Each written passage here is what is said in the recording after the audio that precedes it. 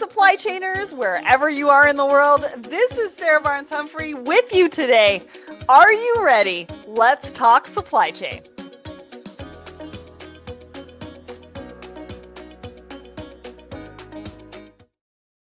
Hello, everyone, and welcome to Thoughts and Coffee. My name is Sarah Barnes-Humphrey. I'm the founder and host of Let's Talk Supply Chain, the Blended podcast, and the founder of the Blended Pledge. And I am so excited to be here with you today. I've got Sachin. He is the Chief Supply Chain Officer over at Elida Beauty here, and he's going to be giving us a market update. We're going to be talking about some of his leadership styles and so much more. We've got drone delivery on par for today. And then we're also going to be talking about tariffs. I know everybody's probably tired of tariffs, but don't worry. We've got a little bit of a different spin on it to get you talking today. But first, we couldn't have this show without our show sponsor, and that is the Secret Society of Supply Chain. So head over to secretsocietyofsupplychain.com. Get your free membership today because we've got a lot of great things going on in that community. We've got Women in Supply Chain Connections group and some stuff for marketing professionals in supply chain as well. So head over there. But first, let's talk a little bit about what's happening at Let's Talk Supply Chain. So we've got a brand new episode of Women in Supply Chain, and we release a Women in Supply Chain episode once a month, and usually about the middle of the month. And we talk about women's journeys in the industry. We focus and feature one woman a month on the podcast and one on the blog. And we talk about their journey, what that's looked like, advice that they have for other leaders in the industry, other women in the industry, and we love doing it. So if you haven't heard this month's episode, head over to letstalksupplychain.com, wherever you listen to the podcast, maybe YouTube as well, to check out the newest episode with Beverly Steele. Tomorrow, I am going live at 11:30 a.m. Eastern for an episode of On the Margins with MVK. Now, let me tell you, this is going to be a fascinating one. And if you have not clicked the attend button, go and click the attend button, because we are talking to WestJet. And we're talking about the VP of Supply Chain and Procurement. And she's going to be sharing some really, really cool stories around how they have to source things like jet fuel and so much more. So make sure that you tune in for that tomorrow morning at 11:30. And then on Friday, Eric Johnson is going live for 10 a.m. Eastern for TPM Today. And he's talking about staying ahead of trade shifts, why multi-tier visibility matters. Yes, we're still talking about visibility. We probably haven't cracked the code on that yet, but Eric is going to try on Friday. So click the attend button, even if you can't attend live, and we will send you the recording afterwards. Plus, next week, April 29th at 3 p.m. Eastern, I am going to be hosting a webinar with BlackBerry Radar, and we're going to be talking about how data-driven decisions are transforming asset utilization. We've put the link in the comments for you. If you're on my personal LinkedIn, I will do that after the show. Make sure to register. We've got a really cool conversation coming up for you with Palletized Trucking and also BlackBerry Radar. Next, I don't know if you guys saw this, but last week, April 16th, we celebrated 7 years for Let's Talk Supply Chain, and we couldn't have done it without any of you, without my team. So we did a couple of posts about it, started the Two Waves Talk Supply Chain podcast in 2016, but renamed it in 2018 to Let's Talk Supply Chain, and it's been quite an awesome journey. And we're really only getting started. So stick with us because we've got a lot coming up. All right, now it's time to bring up our guest for today. Hello, Sachin. How are you? Hello, good morning, good afternoon, good evening to those who are listening from around the world. Fantastic opportunity for me from Sarah here to present or talk through some of the important aspects of supply chain that each one of us are trying to manage and navigate in this very volatile and uncertain world. Yes. Good to be here. I'm so excited that you are here. Now, you and I first met at Manifest a little bit earlier on this year, and you reached out to me and you said, do you have some time? I was like, absolutely. And so we had a chance to meet and sort of talk about the things that you're passionate about, what you're doing with your team. And we wanted to come together and sort of showcase that on Thoughts and Coffee. So I'm so glad that you're here. Thanks so much for joining us. For anybody who doesn't know who you are, why don't you tell them who you are and what you do? I'll do that. Before that, big thank you to you and your team for hosting me and giving this opportunity. Um, Hello, everyone. I'm Sachin Mariguddi. I look after the supply chain for Elida Beauty as a company, which currently does a lot of beauty and well-being products, marketing and sales in and around the world across 130 countries. And we are based out of Dallas as the headquarters for North America. And super excited to be here to talk through some of the interesting themes that Sarah has brought out on drones, on technology, innovation, and I'll be also touching base on typical innovation cycle, how people focus on product and services, and there's opportunity to think about business model innovation in the continuum of explore and exploit. Yes, there's so much to talk about. I mean, you must be a busy guy with all the uncertainty and all the stuff being thrown at you, but you've got a big team, so I'm sure they are also keeping you busy as well. All right, so we're going to get to a poll, our poll of the week. We ask you guys a question every single Wednesday morning, and so I want to highlight that and sort of get Sachin's thoughts on this. So the question that we asked, what strategy are you focusing on in 2025 to improve your supply chain? Now, obviously, we only have 4 slots, so we can't choose all sorts of different options for you to choose from. So we picked 4. And we had a split down the middle. 39% of you said AI-driven forecasting and balancing just-in-time and buffer stock, with 22% of you coming up with prioritizing SKUs, and 0% said zero-based exercises. Sachin, where do you sit on this? What did you think about it? Was it surprising? What are you focusing on? Not surprising at all to see all the options and the split in the middle, because everybody's focusing on it is a multi-pronged, multi-lever world requiring multiple strategies to be deployed to achieve some of the business results. And I think cash, which is currently represented here by balancing JIT or just in time and buffer stock, is one of the aspects that is keeping everybody busy. How do we manage cash when things are volatile, when tariffs have kicked in and cash requirements have changed? Same way, AI is here to stay, and everybody's embraced AI trend and trying to see what are the use cases, where can they be deployed, and how do we drive the value. Essentially, for Elida Beauty, our supply chain focus is how do we maximize value and give a continued competitive advantage to our company by not only limiting the cash exposure, but driving the profit margins every day, every week, every month, so that we are able to reinvest that and reinvent some of the Easter brands that we've got. We've got 100-year-old brands, we've got 50-year-old brands, we've got 10-year-old brands, and across these brands, because these are multi-decadal brands, they do have ability to reinvest and reinvent themselves with changing market dynamics. Amazing. And I just want to give a shout out to Susan and Davin over on my personal LinkedIn. Thanks so much for joining us. If any of you have any questions for Sachin or about this conversation, make sure to put it in the comments. We will try to get to it before the end of the show. And if you're liking the show, make sure to put an emoji in the comments as well. We want to give you a shout out on screen too. So now is the part of the episode where I ask about a market update, because everybody's perspective of supply chain, what they're working on, what it means to them, what's keeping them up at night is very, very different across the board. And so I love hearing about what you're thinking about, what you're implementing. What are you talking to other chief supply chain officers about? So Sachin, let's take this time and really dive into a bit of a market update. So share with us sort of what's on your mind, what's going on, what kind of conversations are you having right now? Sure. I think current theme or the theme that has been there for some time is what's happening to world in general. Yeah. Are we going to continue to be on the globalization trend, or are we going to be more into localization trend? Is it nearshoring? Is it offshoring? Is it onshoring?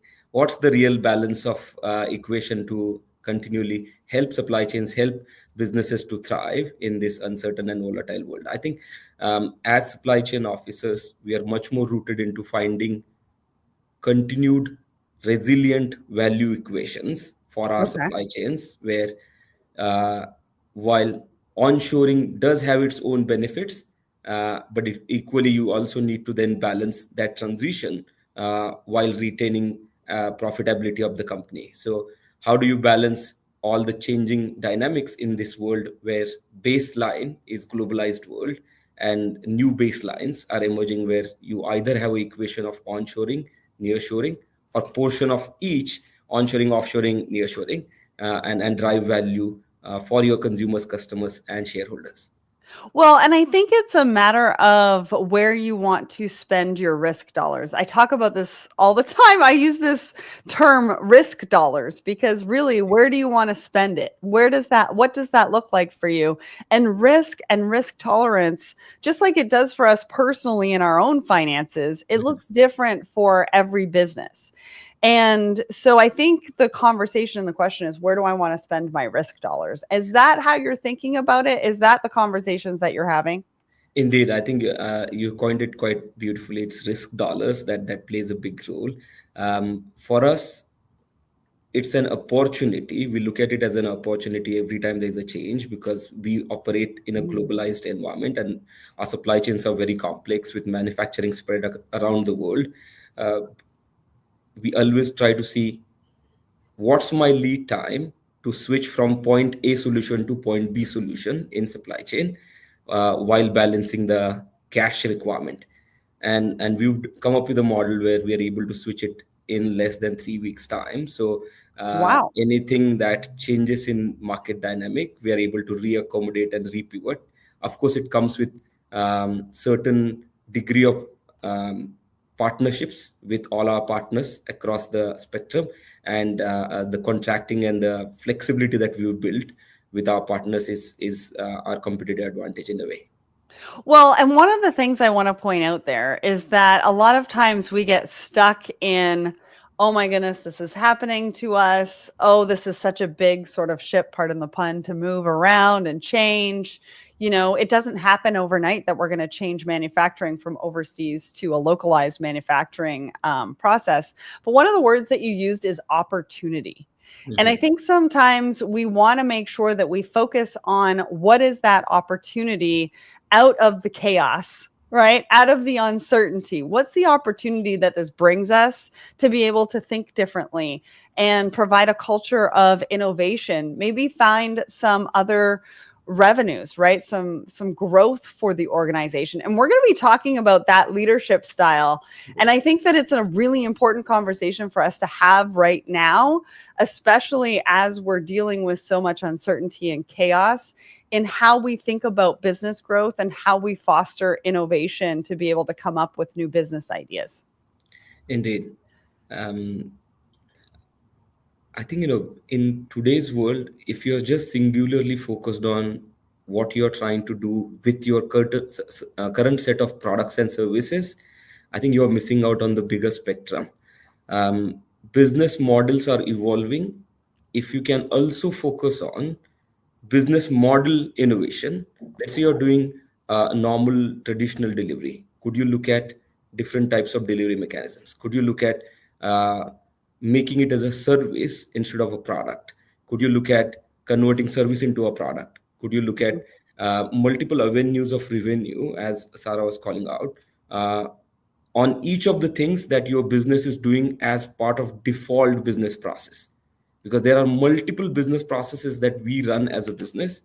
We generally focus only on one singular aspect for which we are known for. We don't look at what all differently we are doing through our business processes for that brand. Could that process be applied to somebody else? Could that be an advantage that can be used by others. If you look at Mhm. Amazon, what Yeah. Amazon does is exactly same thing. They build a new process and that becomes a business model. Could we be looking at ourselves and see what kind of Amazon SKU skills and competencies we have as a business, which could be beneficial for multiple businesses that are out there? So I Yeah. think it's not just B2C and B2B, it's a combination of B2B, B2C for growth, innovation, and making shareholders happy. I love that. Now, talking about changing how we think about a business process, this takes us into our first article. Now, I grabbed this article because I think it's fascinating, and I think it's something that all supply chain leaders, supply chain professionals should read about. Not necessarily that everybody's going to go into drone logistics, but this is a very interesting case study on how they have used in India for the healthcare industry, as well as Kenya, actually, drone logistics to be able to deliver life or death medication to remote places, but also how they're using it to deliver a lot faster and cheaper. Some of the examples that they've used in this is that the drones can go 12 kilometers in 20 minutes, and by car, it would take an hour, right? Just something to think about. But they also talked about how you have to think about capital and operating costs when it comes to drones and things like that. So Sachin, before I go into any more details, what did you think about this particular article? Is it something that has been in your purview? Are you thinking about sort of drones, or did this sort of open up an avenue for you?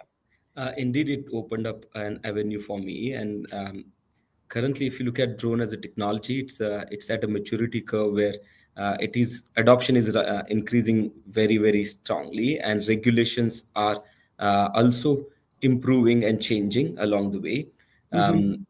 Number one impediment to growth of drones was aviation regulations, and now as it has taken a wider adoption, it is kind of much more becoming common stay, and there are companies where they offer drone services versus there are companies which are buying drones and experimenting with drones.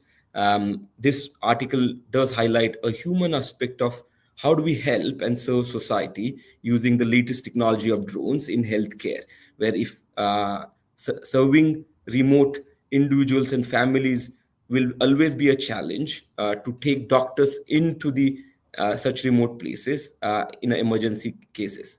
How can we use drones? How can we use some of the technologies by delivering and administrating the medicinal use in those remote areas has been highlighted, and it's quite fascinating. And I think similar experiments are happening here in US as well.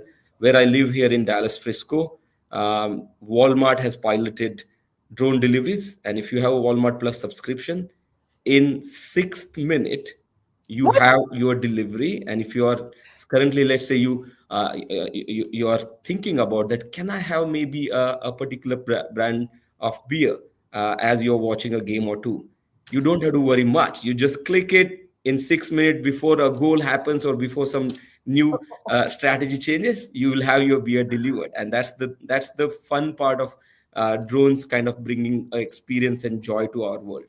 I would be so interested to actually see that delivery to the door, because if it's beer, hopefully it's in a can. But if it's in a bottle, I'm just wondering how that actually works. But 6 minutes is fascinating. Now, one of the things that I wanted to highlight from this article is that they actually put together a cost benefit analysis of long range drones versus traditional delivery. So they not only give a case study, but they also give a framework to see so that you can evaluate and see if drone deliveries is right for your organization.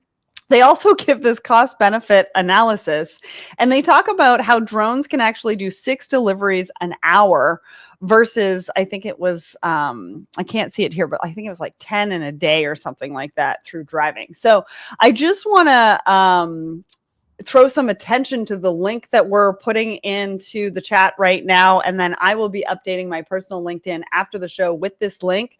Go and check it out. I mean, if you haven't thought about it, maybe you've thought about it, but you weren't entirely sure how to do the framework, how to analyze, how to evaluate whether it's the right thing for you. This is a great article for you to be able to do that. All right, let's talk about our next article. So this one is more about leadership. This one is about the explore, exploit continuum. And it says that, we as supply chain professionals, we obviously live in the uncertainty continuum.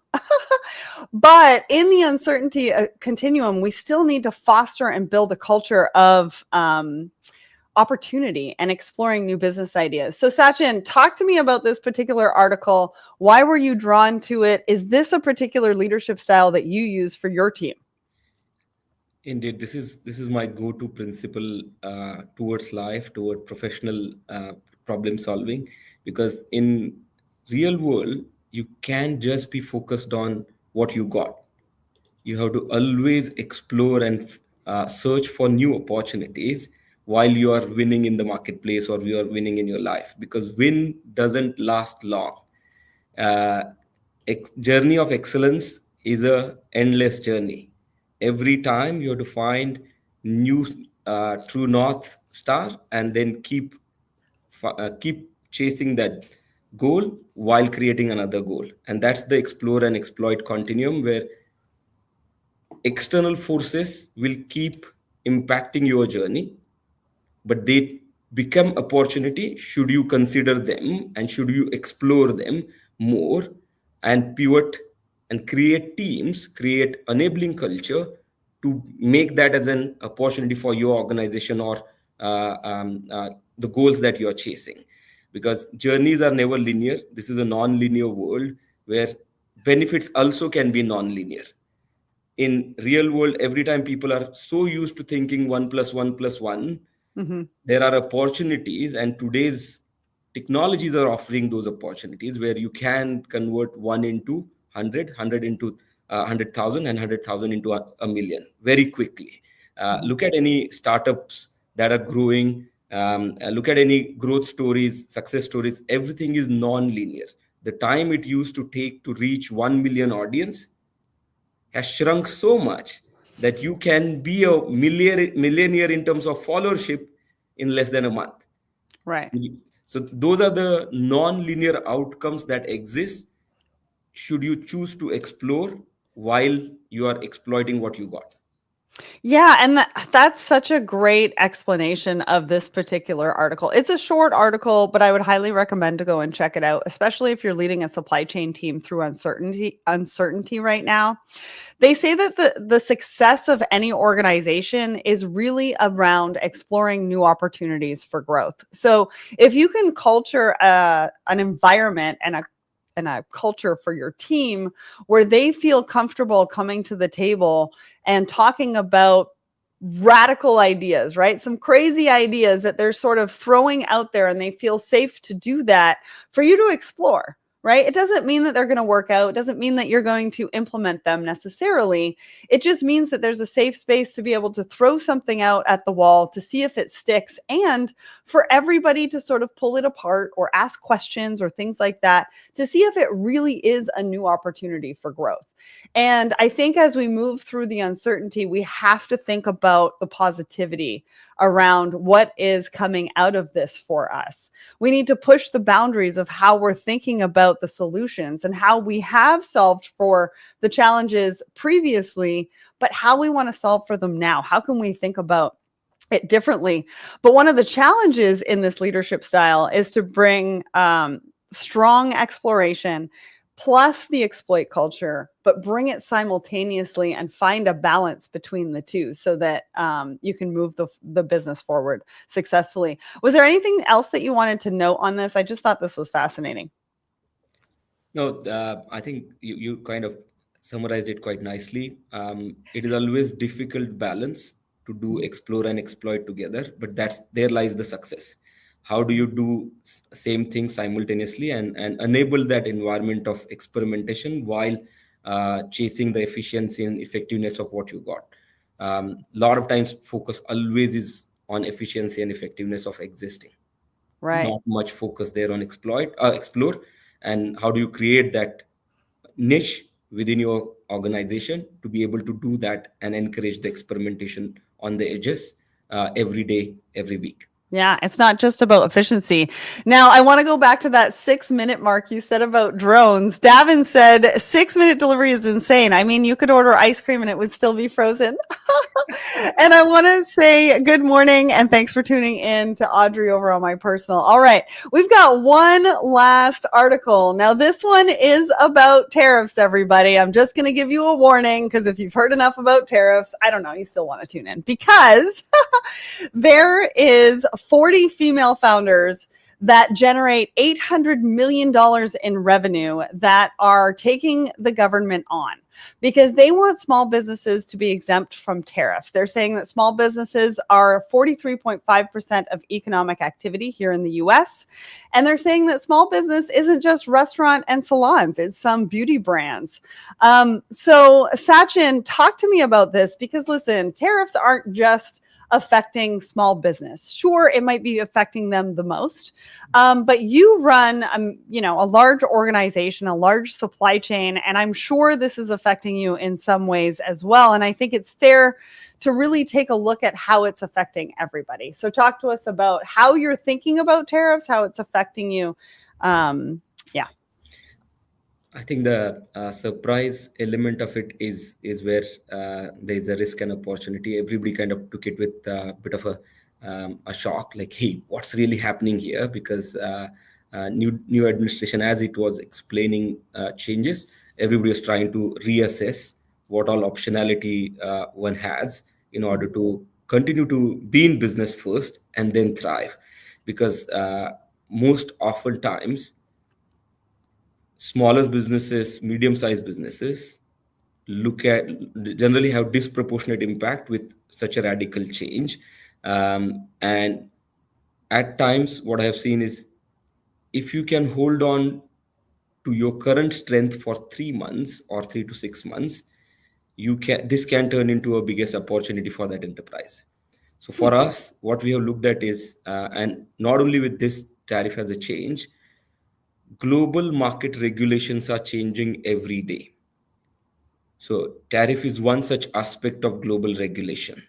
If you look at beauty and well-being products that we operate in, every country, every continent is coming up with their own regulations. So we are building and we have built that muscle internally on assessing and pivoting our supply chains and our business models on a every 3 months basis. And my encouragement to every other business and supply chain team would be to reassess how modular your supply chain is. What could you do to develop and build more modularity within your supply chain while retaining certain cost and pricing matrices? Because essentially we are in business of delivering value. And while delivering value, you always have to have contingency built into what value offering you are creating. And that contingency is where the modularity comes in. So for us, it's all down to how do we use that risk dollar or contingency to drive the different model of modularity and get the same outcome or even better outcome. Yeah, and I think the other opportunity, so well said, by the way, but I think the other opportunity too is other lines of revenue. So like you said, if you can maintain it for 3 months or 3 to 6 months, let's say, but you can find some opportunity maybe in some other lines of revenue to be able to support that for now. That's actually one of the opportunities that they talk about in this particular article, is that one of them is, looking at other lines of revenue, taking a look at service, not necessarily product for the short term. It could be for the long term too, if it works out, obviously. But just to give everybody an idea when it comes to the tariffs, right? So a toy could cost $2.50 plus the 104% tariff takes it up to $4.84.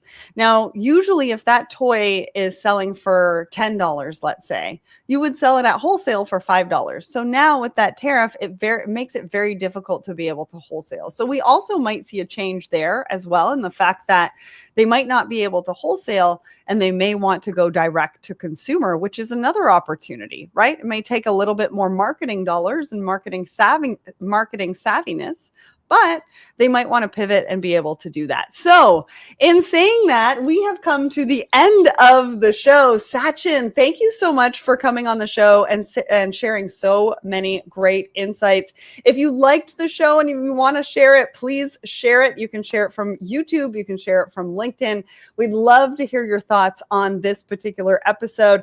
Thank you so much to everybody who weighed in today and gave us a shout out in the comments. We will see you back here next week. Sachin, thank you so much for joining me. Thank you, Sarah, for the opportunity, and I'm glad that we are able to talk through the recent themes that are impacting most of the businesses. Look forward to saying hello again at some newer venue and staying in touch. And don't hesitate, anybody who's listening in online or offline, don't hesitate to reach out for any questions or happy to chime in with my thoughts, which may or may not be applicable in your circumstance, but it might be a lending. I might end